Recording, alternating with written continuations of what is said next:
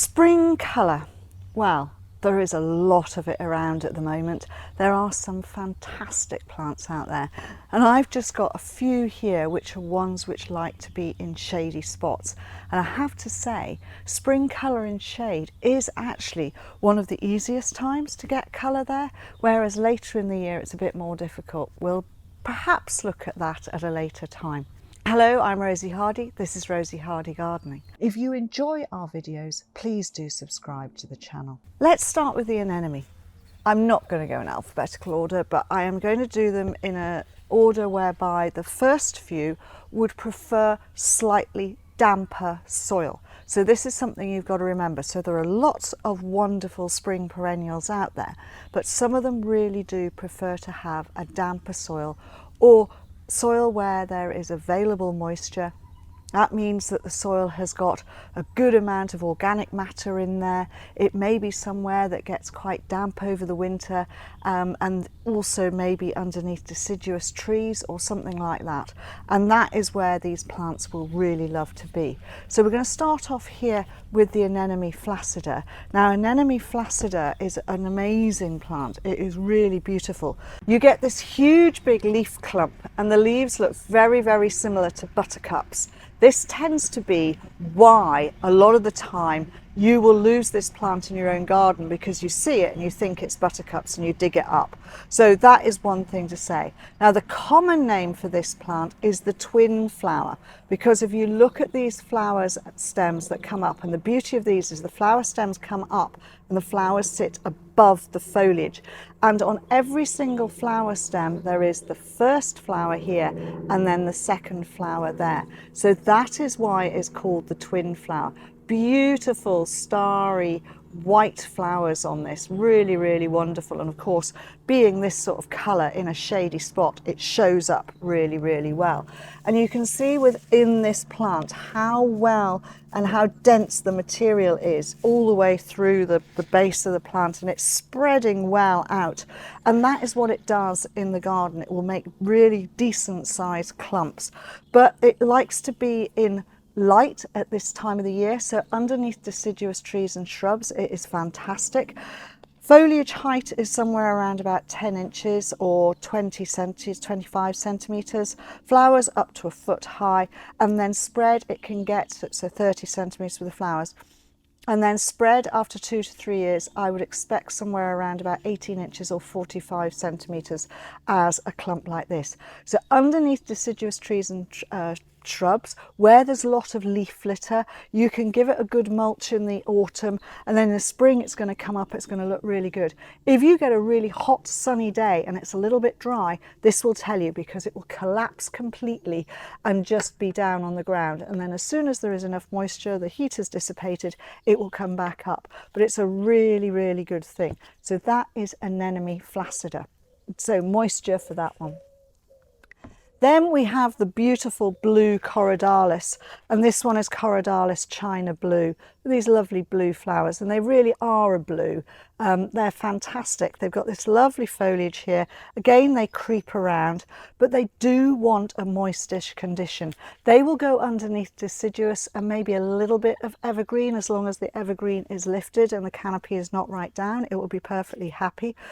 They are summer deciduous, the same as the anemone, so they're doing all of their stuff in the spring, and then they'll die back down through the summer months. But somewhere where it is quite cool growing, where it's moister, where it's definitely in a lot of shade, this one will be happy. And it's just starting to put on its flowers. It's going to be absolutely covered in these beautiful blue flowers. Really good combination of this is putting it with hostas or with ferns, because it grows in exactly the same conditions. And when the hostas and ferns are coming into their own, this is dying back, and then it gets the coverage that it really wants. Both the anemone and the Corydalis are divisible. You can lift them and move them around, and you'd probably do that in the autumn.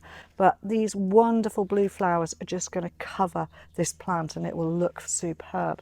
So they're quite low growing, all of these. The majority of things are. but they are something that will give you good ground cover in those areas, in borders or in sort of woodland type areas, anything like that. They're really good. So good for shady spots, especially if you're in a town and you've got a shady garden. These things work really well for you, so just think about them. Then we have the Pulmonaria, and this one is Blue Ensign. Blue Ensign is a really lovely, good, strong, vivid, almost gentian blue flower. Does start with a little bit of a pink bud, but then it opens up to blue. The leaves on this one should be a little bit greener than they are. It's a little bit starved. It needs potting up in the pot, so that's the reason. So normally they would be very green. They'd be more the colour green that this one is.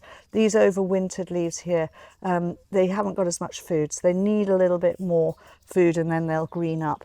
But they are good, and Pulmonaria should be where you really love them. Look, just online, this is a fly bee. Look at it, it's having such fun, just really enjoying itself. Well, just shows you, if you have flower on your plants at this time of the year, the beneficial insects, all those things which are searching for the pollen and nectar, will come in and really go for it. So it's gone on the anemone now. Doesn't like me, obviously, but the Pulmonarias are better in shady and damper soils. You'll have much better success with your plants. Now they come up with their flowers first. The foliage is a third of the size that it's going to get to, so this leaf is going to be much bigger than this by the time it's a mature leaf. This one has green leaves, so it is not grown for all of the beneficial that a lot of the other ones are, but it's still brilliant for flowering early on in the year. And hairy leaves that don't tend to get eaten by the slugs and snails, so that is just something to be aware of. All of the plants that I talk about are from the nursery here, so they're from Hardy's Cottage Garden Plants, and please be aware that we only supply the UK mainland, so I apologise for anybody who is anywhere else, but you can look up and see if you've got local nurseries that have similar plant material that you can then utilise in your gardens. Let's go on to something else for the spring, which is one of the many bulb type plants that you can get, and this is Leucojum. Leucojum is also known as summer snowflake. It's really lovely. They come on after the snow drops. They're much taller. These will get up. This is Gravetye Giant. Beautiful white flowers with this amazing green tip to the ends of the petals there, and they're standing on really strong stems. They've got really strap-like leaf here, so they're interesting, completely different from the other foliage that we've had so far. You get a good contrast there. Hold themselves up well. Lots of flower out already, loads and loads of flower buds still to come, so this is going to carry on and do really well. They grow from quite large bulbs, so the bulbs are here, they're right at the bottom of the pot there. Put them in the ground, the bulbs will take themselves down a little bit deeper. Once they become a big clump, you can lift them, move them around and put them where you want, but they are really good. They will go in a shady spot, they will tolerate it slightly damper, so absolutely no problem whatsoever with these plants. So we've looked at a few plants that like to be in slightly moister soil. Let's look at things which will tolerate it a little bit drier. And we'll start off with the Ajuga. Now the Ajuga, this one is Catlin's Giant. Catlin's Giant has these large purple leaves, and it makes a real ground cover because it's putting on these shoots here, and these shoots here, whenever they touch the ground, will then put on roots, and then they'll go out and put on roots, so it'll make a real carpet, and the leaves get really quite big. Now if they're underneath, they get a little bit greener. If they're out on the surface, they will be more purple. So these want to be in dappled light so that they get a bit of sunlight on them at some time during the season.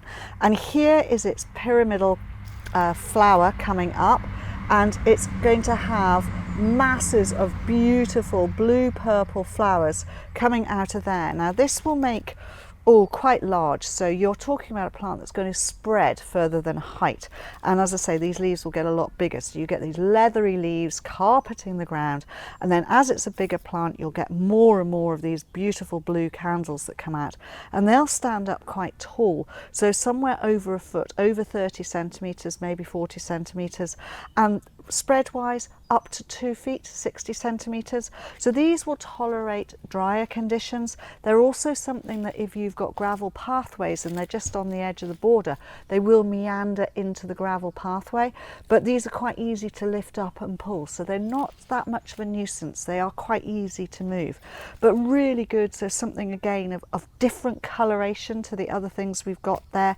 Really super lovely thing. It will go in moister, but it'll go in drier as well, so that is brilliant. Ajuga Catlins Giant. And then something which is a biennial but will seed around and is brilliant for this time of the year is this wonderful Lunaria annua, and this one is Chedglow. Now it comes up with these amazing spotty purple leaves depending on where it is situated, and this will take part sun. So this will have full sun for part of the day, shade for part of the day. That's the ideal position for it. But because it seeds around, it hasn't read the book, and you will find them going into deeper shade and they're still fantastic. You will get, as they mature, they get more purple on the foliage. They'll come up, they'll come up, they'll come up, and they flower at around about 2 feet or 60 centimetres high, maybe a little bit bigger than that, depending on whether you put them in really good soil or whether you put them in porous soil will depend on the eventual height that you get them to. Base of the foliage is around about 1 foot, so 30 centimetres, flower spike up here, and as with all Lunarias, it's the honesty. You get those wonderful seed pods on them and they look fantastic, and then they'll self-seed around, or you can collect the seed and put it into seed trays once you see it. So if you're really interested in propagation, do take a little look at our propagation workshop that you can get, because that'll show you how to, when to, and all that sort of thing. So seed collection is great, and letting them seed around is good, but if you want to move them somewhere else, it's often better if you put the seed, set the seed yourself, and then put the plants where you want them to go. So these are wonderful in shady spots. So that is Lunaria Chedglow. Following on from that is the Epimedium here.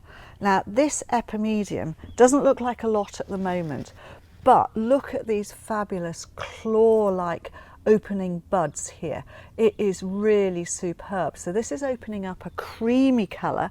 It'll open up to be much larger than that. These flowers will eventually, the petals here will lengthen out, and then in the centre it's got a beautiful burgundy centre to it, so they're really stunning. Now this is one that's semi-evergreen. We've cut the foliage off so that we then get to see the beauty of this.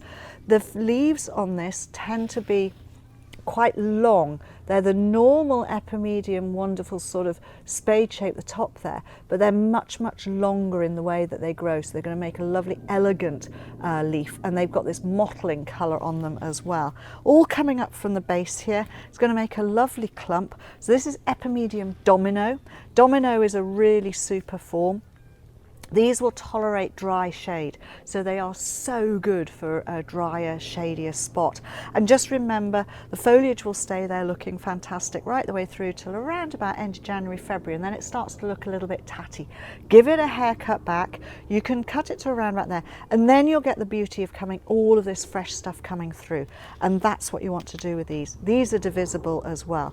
Height-wise, probably just over the foot, somewhere around about, I don't know, 16 inches, 35, maybe 40 centimetres in height. This is a clump former. It's not going to run and make massive things, so it's good for a smaller garden or a container. Just a really lovely thing for dry shade. So that is Epimedium Domino.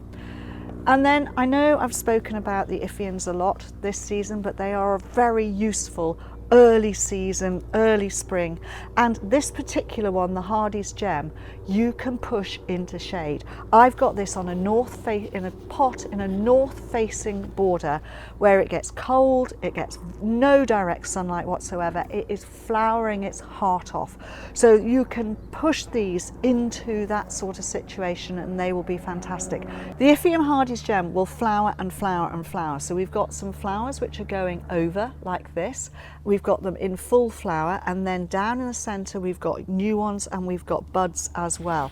So it really is going to carry on flowering now for at least another 2-3 weeks. So you get a really good length of time on these, and then they will disappear back down, but really good for this time. So you can push them into dry shade and they will be happy. So that's a really good thing to be aware of. So those are all really superb. Now there's one that I left to the end, and that is this one, and I know I mentioned it last year, but it's just one of my favourite primulas. This is Primula Dawn Ansell. Look at those beautiful double flowers, and not only are they double flowers, but they are what are known as in the green. So at the reverse of the flower here are all of these little leaves which are holding that flower. So it means that this flower doesn't ever go right out and split open, but it's a lovely, lovely soft colour. It's really, really fantastic. Yes, it's double, but there is a little bit of food in there. There is nectar. There are pollen sacs in there as well. So it is beneficial for... Doesn't have a scent. I always thought it did, but it doesn't have a scent. But look how it's got this wonderful mound on here, and of course this will go in a shady spot. This is probably a 3-year-old plant in this container, so they take a bit of time to get large and become a large plant, but they are really good. Give them some space in the garden for now, because they are just a cushion of joy. Really, really beautiful. That is Primula Dawn Ansell. And it was bred in the UK. Actually, it was bred in Wales. Fabulous. So hopefully that gives you a few plants to think about that will be really good in shady conditions, slightly moister, slightly drier, and I'll just put them out on the table in a little bit of an arrangement so you can see how well they look together. So we have the anemone, which is going to be really good. Let's have this at the back here, because that is giving you height, it's giving you different structure with that foliage. Now we're saying these are the slightly moister ones, so we can have that in there. Again, the Pulmonaria wants to be moister. I might just put that at the front. Probably didn't say how big the Pulmonaria got. So the Pulmonaria in flower, about a foot, which is excellent. The Dawn Ansell can go in here. Got a lot of white in here, but that doesn't matter. We're talking about shady spots, so they will look excellent. The Ipheion can go there. We can have a little bit of lovely purple foliage just down here to give us a bit of interest, and then that'll be a spire, so that is different. We'll have the Chedglow here because that's going to come up and be tall as well, and then just put the little Epimedium in there as well, and then you have a good array of plant material that would look good together. So basically moisture at this end, and then going down to drier out on this side, and pretend I'm a tree and I'm giving it all a little bit of shade over there, and you know, you've got that shade, you've got available light coming in. They will all look superb. Thank you very much for watching, and please do subscribe to the channel. If you want to watch another video of mine, YouTube thinks this one is perfect for you.